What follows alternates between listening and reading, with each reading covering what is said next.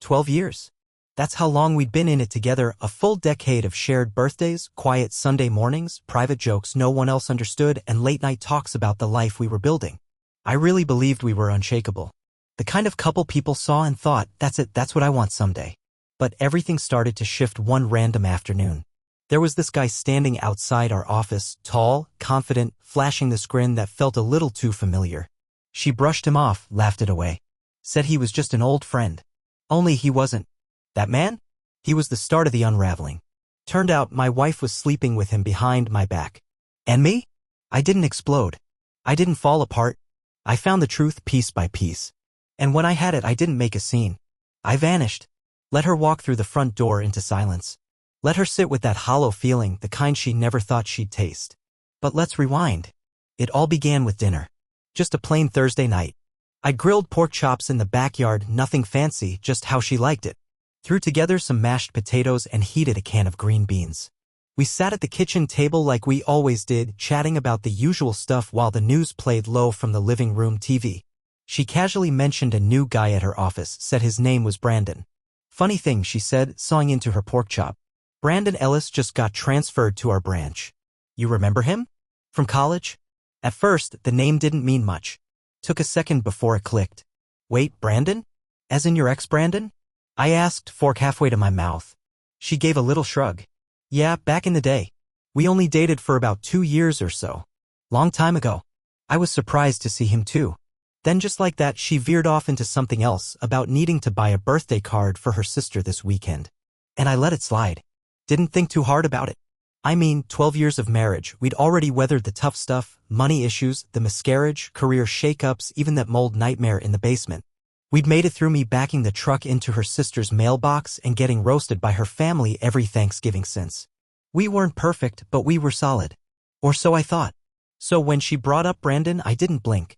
Everyone has a past, right? I've got mine, a couple flings that didn't last. That's just life. You move on, grow up, build something stronger. But there was something in her voice that night. Not exactly nervous, more like calculated. Like she was picking her words too carefully. She didn't linger on his name. Didn't want to. And I caught that. Noticed it. But I brushed it off. Told myself I was being paranoid. I've never been the jealous type. Not once in 12 years did I dig through her phone or question her plans. She gave me no reason to. She worked hard, split the bills, called me on her lunch break just to hear my voice. We still held hands at the grocery store. She always kept my favorite flannel folded in the hall closet. Bought the good coffee when it was on sale. You don't doubt a woman like that. But somewhere along the line, I missed something. I hadn't heard her real laugh in a long time, that one that made her throw her head back and close her eyes. It had gone quiet and I hadn't even realized until it was too late. That night, after dinner, I wandered into the garage to grab a beer from the extra fridge. I stood there for a while, the door wide open, just staring at the bottles. There was a feeling rising in my chest, not quite fear, not quite rage. Just a sense. A gut-deep sense that something wasn't right. Brandon had always been a footnote in one of her old stories, a charming but complicated college boyfriend who'd moved to California. She told me they wanted different things, that it fizzled naturally. I never thought I'd hear that name again. And definitely not over pork chops. That weekend I casually asked how things were going at work, just to see if she'd bring him up again. She didn't. Not a single word. And I didn't press. But then came the small changes. Subtle at first. A little more time in front of the mirror before work. New earrings. A pair of heels she claimed were on clearance. She's always been beautiful, but not one to glam up for the office. Yeah? She even started wearing that perfume again. The same one she used to wear when we first met. And still, I said nothing. But deep down, I already knew. And that was just the beginning. I kept my mouth shut and just watched. Quietly. Patiently. Every night, I'd cook dinner like always. We'd sit across from each other, chatting about nothing and everything, just like we used to. But the whole time, my mind was somewhere else, wondering if Brandon was part of her daily conversations now. Was he making her laugh at work? Was he flashing that same dimple she once showed me in a college photo, telling me how he looked like some damn movie star when he smiled? That's when the realization crept in, slow but sharp. I didn't know this woman anymore. Not really. I knew her habits. I knew how she liked her eggs. I could finish her sentences. But I didn't know what was in her heart anymore. I didn't know what crossed her mind when she stood at the bathroom sink, staring into the mirror a little too long while brushing her teeth. I didn't understand why she'd flinch sometimes when I reached for her hand at night. Looking back now, I think that was the turning point. Not when she saw Brandon again. Not even when she brought him up over dinner. It was the way she shut it down, changed the subject like his name was a lit fuse and she was racing to snuff it out before it reached the fire. I didn't realize then just how far that spark would go. After Brandon showed up at her office, something shifted in her. A quiet change, like someone had flipped a switch inside her. At first, I ignored the signs. Maybe because I didn't want to face them. When you've been with someone that long, you lean into comfort. You assume the routines will always be there. So when those routines start to bend, you chalk it up to work stress or a rough patch. But this wasn't a phase. It was the beginning of something bigger. She started staying late at the office. Said things were chaotic. Said a new account landed in their lap and everything was a mess. It started as once a week. Then twice. Then suddenly I was eating alone more nights than not. Her dinner plate would sit untouched, covered in foil, slowly going cold. Sometimes she'd shoot me a quick text, running late, don't wait up. Other nights, nothing. Silence. And when she did finally walk through that door, it didn't feel like my wife anymore. She looked exhausted, sure, but more than that, she looked hollow. Like whatever warmth used to live in her had packed up and moved elsewhere. I tried to meet her halfway. I cleaned more. Took over chores she used to own. Mowed the lawn. Washed the dishes. Hell, I even started doing the laundry, something she'd always insisted on handling herself because she said I'd destroy her delicates. One Sunday, I folded every single piece the best way I remembered. Tried to get it right. When she came home and looked through the basket, she sighed like I'd committed some great offense. You folded the towels wrong, she said flat. I blinked. What? They're supposed to be folded in thirds, not halves. They stack better that way. And just like that, we were in a full-blown argument. About towels. Suddenly, I was defending myself like I was on trial over terry cloth. I wasn't angry, just thrown. We never used to argue over that kind of thing. It used to be jokes, a shrug, maybe a playful, you tried, honey. But now? It felt like everything I did rubbed her the wrong way. She started criticizing the way I loaded the dishwasher. The way I parked my truck. Even the crime shows I like to unwind with. She used to poke fun at my guilty pleasure for crime dramas. Now she couldn't stand them. Said they were noisy. Said I was rotting my brain. But the hardest part? She stopped touching me. And I don't mean anything physical. I mean the little gestures, the quiet affection. A hand resting on my back. A kiss before she left for work. The way she used to link her arm through mine at the grocery store. That everyday closeness gone. I'd reach for her and she'd pull away like her mind was already miles down the road. Still, I kept telling myself it was just stress. Just a rough patch. But deep in my gut, something kept twisting. I started noticing her phone. The way she'd look at it too often, too carefully. She used to laugh at videos and show me weird news stories from Florida. Now she tilted the screen away. If I walked in the room, she'd click it off without even thinking. She said work was insane. That everything was being restructured. That the whole team was being pushed harder. I asked her more than once if she was okay. She'd look me in the eye and say, yeah, I'm fine. Just tired. I offered to take more off her plate. Suggested a weekend away, maybe a cabin trip like we used to do. She gave me a smile that didn't touch her eyes and said, we'll see. But we never did. Then came the nights when she'd come home really late. Midnight. Sometimes later. I'd be dozing off in the recliner when I'd hear the key turn. She'd walk in, drop her bag, mutter a hey, and head straight for the bathroom. Sometimes I wouldn't even hear the water run. Just the sound of the lock clicking behind her. Her moving in the dark, quiet, like she didn't want to be noticed. One night, I finally asked her gently, is something going on? I said, you've just been different. She looked at me like she was searching for a script. Like the right words were on the tip of her tongue, but she didn't want to say them out loud. Then finally, she said it. I'm tired. Everything's fine, she said.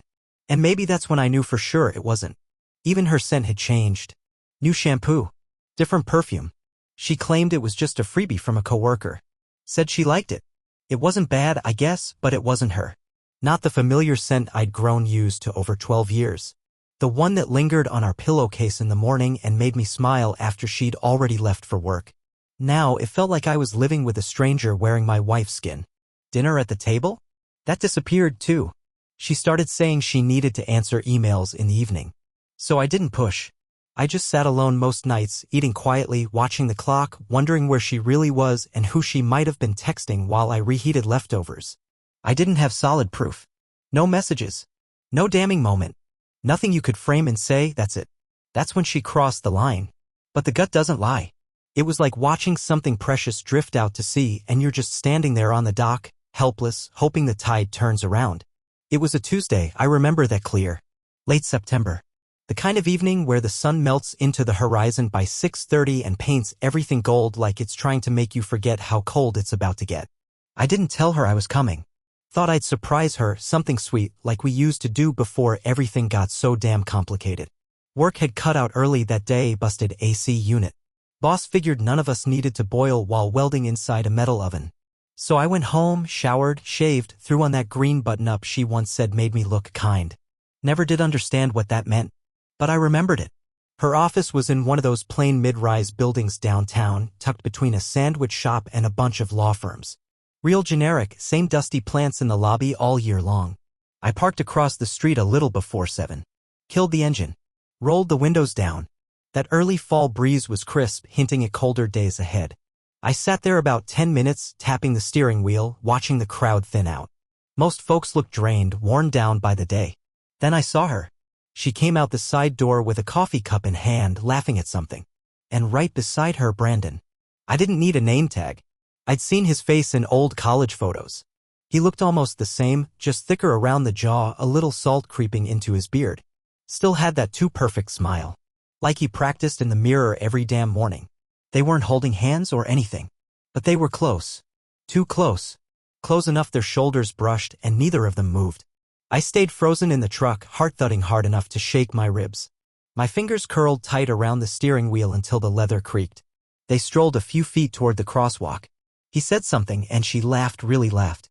That light, free kind of laugh I hadn't heard from her in months. The kind that used to make her whole face glow. Hearing it now, and not because of me, that hurt more than I expected. He pointed at something across the street. She shook her head, still smiling.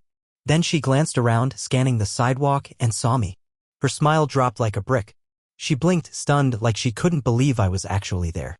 Then she started walking over. Not running, just quick, controlled steps. Brandon stayed where he was, hands in his pockets, watching. He looked confused. Maybe a little smug. And I instantly hated his face. I rolled the window down as she reached the truck. "Hey," I said, keeping my voice steady. She echoed it back, her eyes wide. "Hey, what are you doing here?" I raised an eyebrow. "Thought I'd surprise you. Grab some dinner. Maybe talk a little. Like we used to." Her eyes flicked back toward Brandon. He was still there, like a shadow she couldn't shake. She forced a smile. "That's really sweet. I just wasn't expecting it." I nodded slowly. "Yeah, I can tell." A long pause hung between us. She tucked a strand of hair behind her ear, one of her classic nervous tells.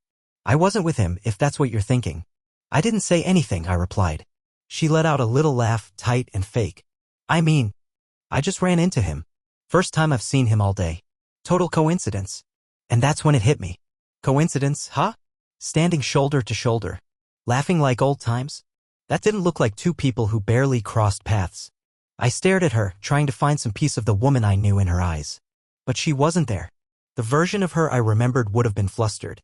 Apologetic. Reaching for my hand. Explaining everything in a rush just to make it right. But this one was cool. Composed. And that's when I realized. Whatever was happening, it had already started. She was too calm. That kind of calm that only shows up when someone's trying really hard to hide something. "You sure about that?" I asked. Her jaw tightened barely, but I caught it. "Yes," she said flatly. "It's nothing. He's just a coworker now. Just a coworker." Those words stuck in my throat like a mouthful of dry toast. I looked past her, right at Brandon. Our eyes met for a second. He didn't flinch. Didn't turn away. Just gave me the tiniest nod, like two strangers bumping shoulders in a bar, both deciding they weren't in the mood to throw punches. I looked back at her. "You hungry?" I asked, already knowing the answer. She hesitated. "I was just gonna grab something light at home." "Long day." Of course she had a long day. "All right then," I muttered, turning the key in the ignition. The engine came alive with a low hum. "Guess I'll see you at the house."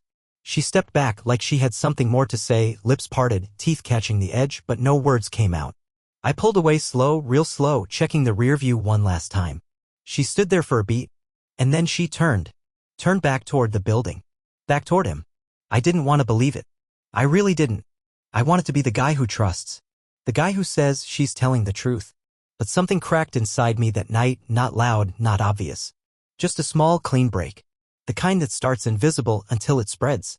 And as I turned the corner and drove home alone, one thing hit me square in the chest. That wasn't the first time she saw Brandon that day. Not even close. I'm not the paranoid type. Never have been. I don't snoop, I don't spy, and I don't keep tabs. But I do believe in one thing: when your gut whispers something's off, you listen. Especially when that voice keeps tapping on your shoulder long after the lights go out.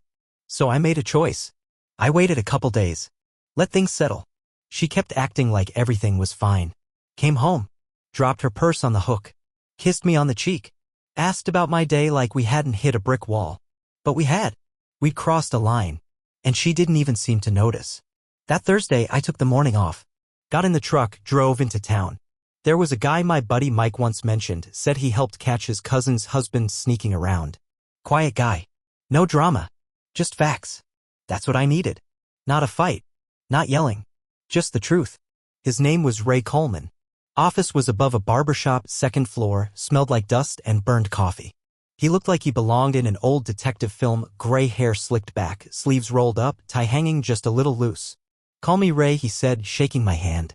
You sure you want to do this? He asked, leaning back in a chair that squeaked like a rusted hinge. No, I told him. But I need to.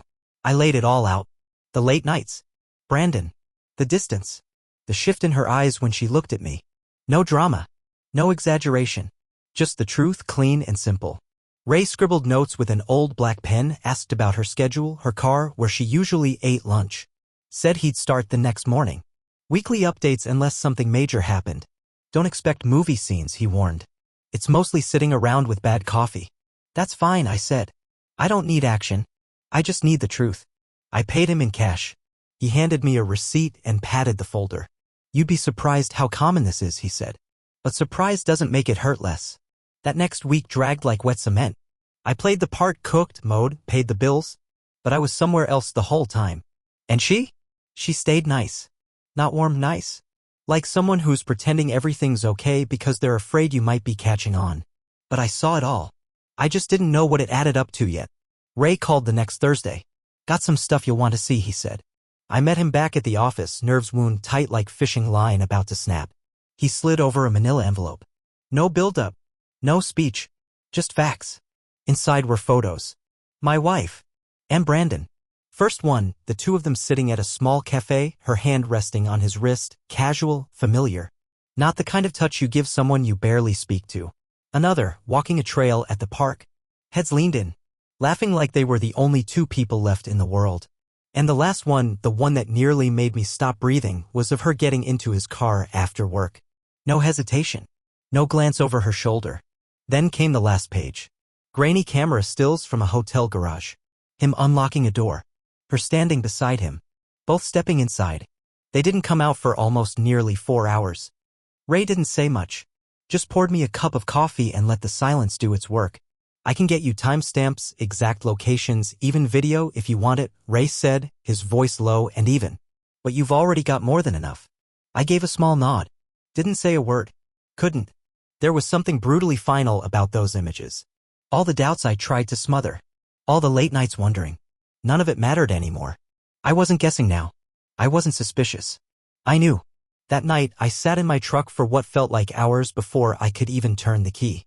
Just stared out at the streetlights blinking through the windshield.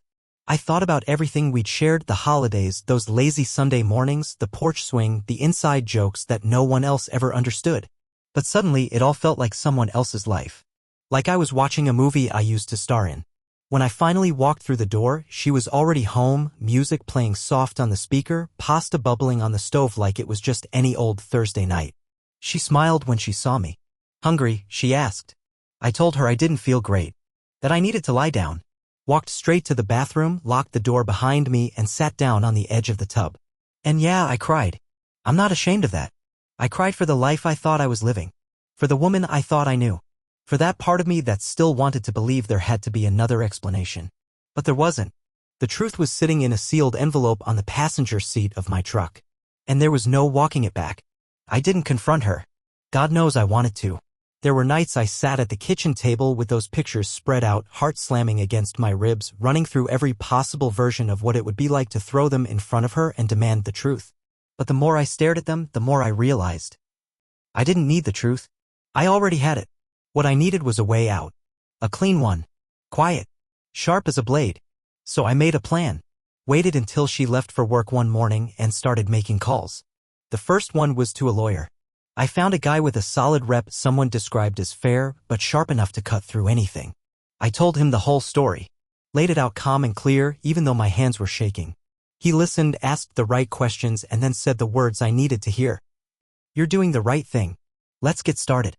For the next couple weeks, I became someone else. On the outside, I was still the man she kissed goodbye in the morning, the one who smiled over dinner and said goodnight as she turned away in bed.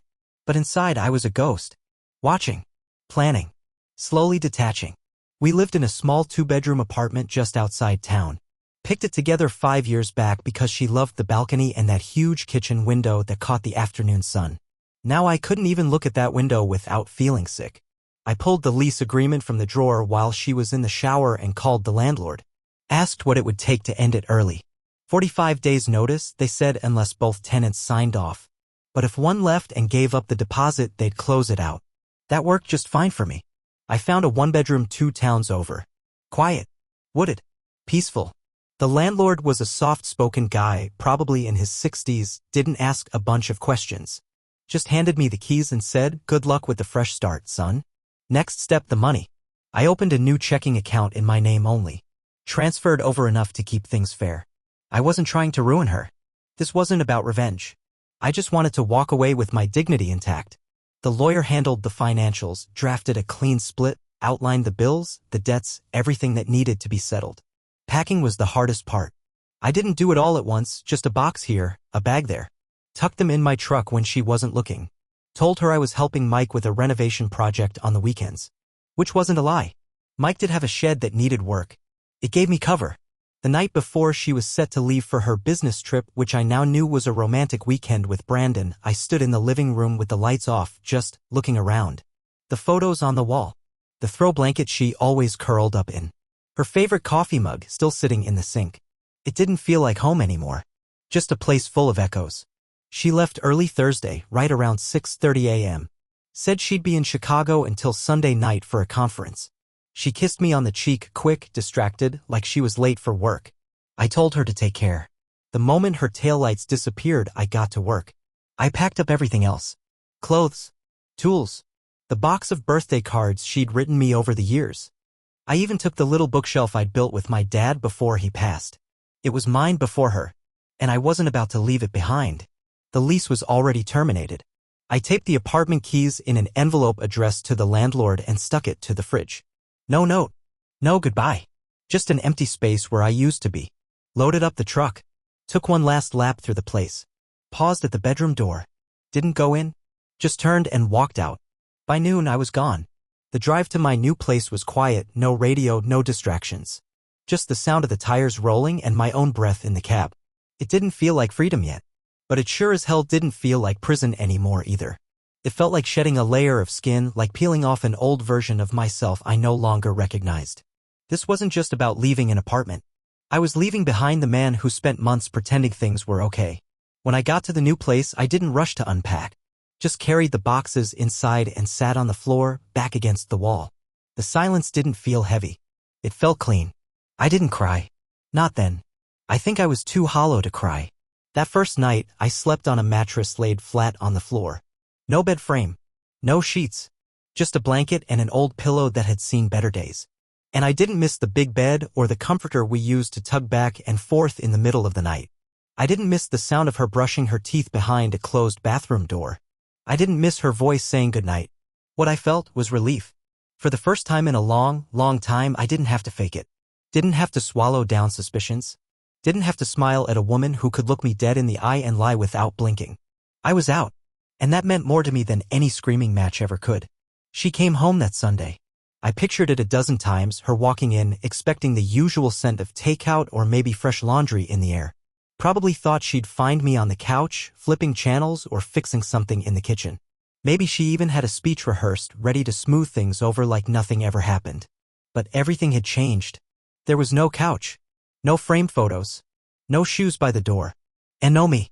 She probably stood there in silence, blinking like the room hadn't caught up to reality yet. Maybe she called my name once, then again, a little louder. Opened the bedroom door, checked the closet, pulled out a drawer. But everything was gone. My phone? Disconnected. Permanently. I traded it in the same day I left, bought a new one with a new number through a different provider. No way to trace me. She called my friends. My brother Drew. Even reached out to my old boss at the mill, thinking maybe I'd gone off the grid for a weekend hike like I used to when we first started dating. But I'd made sure no one knew where I was. And the people who did, they understood what it meant to protect a man who wanted to disappear with some dignity left. I became a ghost. Found myself a small house on a quiet cul-de-sac 2 towns over. It had a front porch just wide enough for a chair and a cup of coffee. Yard was small but peaceful, big enough to mow on weekends, which was all I needed. Signed the lease under my middle name. Same for the utilities. Nothing led back to the man I used to be. Bought second-hand furniture with cash, a couple solid chairs, a simple kitchen table. It wasn't much, but it was mine. And more than that, it was peace. I figured she'd move on. She had Brandon now. Her shiny new life. Let them build their little fantasy world together. I thought if I stayed quiet long enough, she'd eventually stop looking. But cheaters? They've got a sixth sense for when the rug's been yanked out from under them. And she didn't let go. She went full detective. Must have clung to some half-forgotten thing I'd said months ago, a road I once mentioned liking, a house we passed that I pointed out. That's the thing about being married for a decade, even your casual memories leave trails. 1 week after her little hotel weekend with Brandon, I heard a knock at the door. It was just after sunset. I was sitting on the porch with a cup of coffee, watching the sky shift from gold to deep blue. It had rained earlier, and the air had that clean, rinsed feel, like the world had just been reset. At first, I thought it might be a neighbor. Then came another knock. Not loud, not timid, just steady. I stood up, heart already beginning to drum. Walked to the door, peeked through the curtain. And there she was. Standing alone in the driveway, gravel under her feet, purse dangling like a weight she couldn't carry anymore. Her hair was pulled back, her face pale and puffy like she hadn't slept in days. Like the tears hadn't stopped. She saw the curtain shift. Her mouth parted. She stepped forward. I didn't open the door right away. Took a breath. Counted to 5. Then I turned the knob and opened it just enough to meet her eyes. Her face lit up in shock, in disbelief, like she wasn't sure I was real. Her mouth moved but no sound came out. She looked me up and down like she was trying to piece me back together from memory. I didn't say anything. Didn't ask how she found me. Didn't ask why she came. I just handed her the envelope. Plain manila. No words. No note. Inside, the photos. The timestamped reports. Copies of the hotel check-ins. That was all I had to say. Tucked inside the envelope was a printed email thread, messages she'd sent from her work account, thinking I'd never see them. And right there on top, clipped with quiet precision, were the divorce papers. She took the envelope with both hands, blinking like it was written in a language she didn't understand. She opened it right there on the porch. And the second her eyes landed on the first photo, her hand on Brandon's wrist as they walked out of that little cafe, smiling like high school sweethearts, her legs gave out.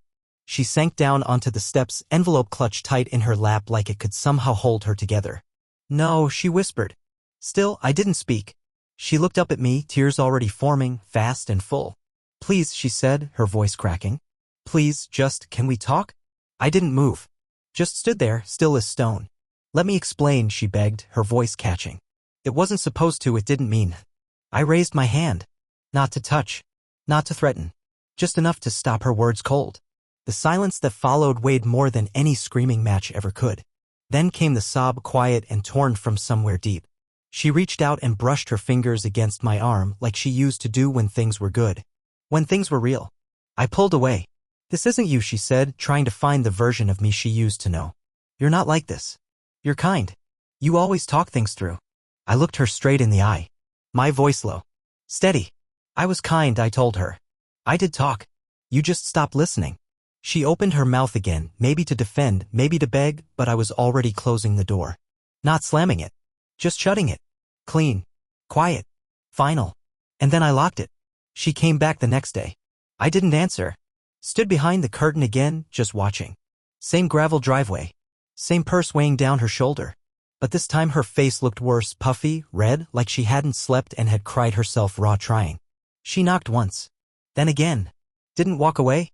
Instead, she sat on the porch steps, knees tucked in, arms wrapped tight around herself. Just like she used to when we were younger, back when sitting outside meant hours of talking about nothing and everything. I watched her lips move once or twice. Maybe she was practicing what to say. Maybe she was praying. Who knows? She stayed there a good half hour before finally getting up and heading back to her car. And I figured that was it. But it wasn't. Next morning, there was a note waiting in the mailbox. Just one sheet of paper folded in half. My name written on the front in her handwriting, familiar and delicate, like it hadn't changed since college. I almost didn't open it. Part of me wishes I hadn't. Inside it said, "Please talk to me. I made a mistake. I didn't know what I was doing. I got confused. I never stopped loving you. I just didn't know how to ask for help. Please, just one more chance. One dinner. 1 hour. Let me explain everything. If you still want to walk away after that, I won't stop you." That's how the note ended. I sat on the porch with it in my hands until the daylight gave out, watching shadows stretch across the yard like they were trying to hide me from the weight of her words. But I didn't answer. Didn't call. Didn't write back. And a week later, she showed up again. Walked up the path slow, like any sudden movement might scare me off. This time I met her outside. Not because I wanted to, but because I didn't want her making a scene loud enough to wake the neighbors. She looked worse than before. Hair pulled back like she hadn't brushed it in days. Lips cracked. Eyes hollowed out by sleepless nights. No makeup. Just her face, the one I used to wake up next to, only heavier now. Like she was carrying guilt in every muscle. "I'm not here to fight," she said. "Good," I replied. She pulled a small piece of paper from her jacket and held it out. "What's this?" I asked. "A number," she said. "A counselor.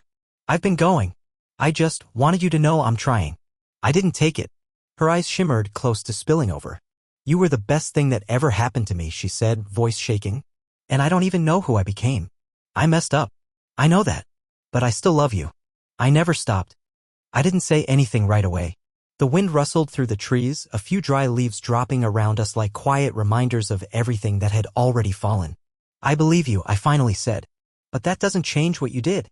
She looked like I'd punched her in the chest. "I didn't mean for it to go that far." "I know," I told her. "That's what makes it worse."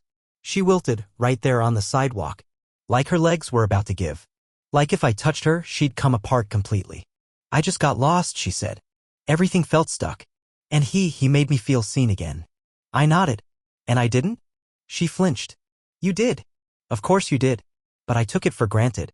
I thought you'd always be there." "That was your mistake," I said. "We didn't yell. Didn't argue. Just stood in that stillness, two people who used to know every inch of each other, now standing miles apart with no way to bridge the gap." "You still have the papers?" I asked. She nodded. "They're filed well, not officially." I couldn't bring myself to sign yet. I pulled a pen from my coat pocket and handed it to her. "Do it," I said. "It's time." Her hands trembled as she took the pen. She looked at me, hoping for something, forgiveness, maybe. A reason to hold on. I didn't give it. "I'm not the same man who stood next to you 12 years ago," I told her. "And you're not the same woman." "I could be," she whispered. "If you gave me time." "I gave you 12 years," I said. "I gave you everything." She nodded. "Slow. Broken." "I know," she said. "And I ruined it." We stood there a moment longer. Then I turned and walked back to the house. She didn't follow.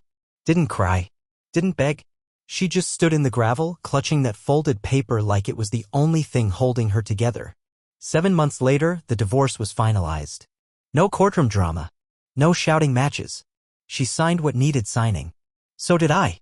We split the furniture, the savings, the bills, clean and civil. No lawyers had to play tug-of-war for us. It was quiet. It was done. The day the final decree arrived, I sat on my porch with a fresh cup of coffee and opened the envelope like it was just another piece of mail. Final decree of divorce. My name. Her name. Just ink on a page. But it felt like a headstone. I didn't cry. Not then. Maybe I'd already cried everything out the day I walked out of that apartment and left the keys taped to the fridge. She never came back after that last visit. No more notes. No more knocks on the door. I think she finally understood I wasn't leaving out of anger. I left because I had to. Because forgiveness doesn't always mean going back. Sometimes it just means letting go and hoping the person finds peace somewhere far from you. That's what I did. I wished her peace. And then I let her go. It was rough. I won't pretend it wasn't. Those first few months felt like the floor had been yanked out from under me and I was free-falling with no idea where I'd land. Some nights, I drank more than I should of bourbon on the porch, staring up at the stars, wondering when exactly it all went off the rails. Other days, I couldn't get out of bed. Couldn't find a reason to shave. Or even put socks on. But time, funny thing, it has a way of healing parts of you that you didn't even realize were broken. Bit by bit, the weight started to lift. I found myself getting up earlier. Making breakfast again, just simple stuff, eggs, toast, black coffee, same way I always liked it. The neighbor's old beagle started wandering into my yard, fat and slow like he owned the place. I let him. Sometimes I'd bring out a slice of bacon. He'd sit beside me like we were old friends who didn't need to talk. A few weeks later, I picked up a fishing pole. Nothing fancy. Just something I could take to the lake on weekends. Cast a line, lean back, and let the wind remind me what quiet sounded like. Joined a bowling league too. Wednesday nights. Local joint with sticky floors and beer that tastes better than it costs. Couple guys from the hardware store, a retired teacher, and me. We're not good, not by a long shot. But we show up. And somehow that's enough. I still think about her sometimes. Not with anger. Not with hurt. Just as someone I used to know. Like an old friend from another chapter of life, the kind you don't talk to anymore, but hope is doing all right wherever they are. I've made peace with everything. With her choices. With what I lost. With the version of myself that I had to let go of. I'm not bitter. I'm free. And I've learned this, I'll never ignore my gut again. What about you? Do you believe people can truly change after betrayal, or is broken trust something that never really heals? Let me know in the comments. And if this story hit you somewhere real, go ahead and subscribe to the channel, give it a like, and stick around, we've got more stories just like this one. Until next time.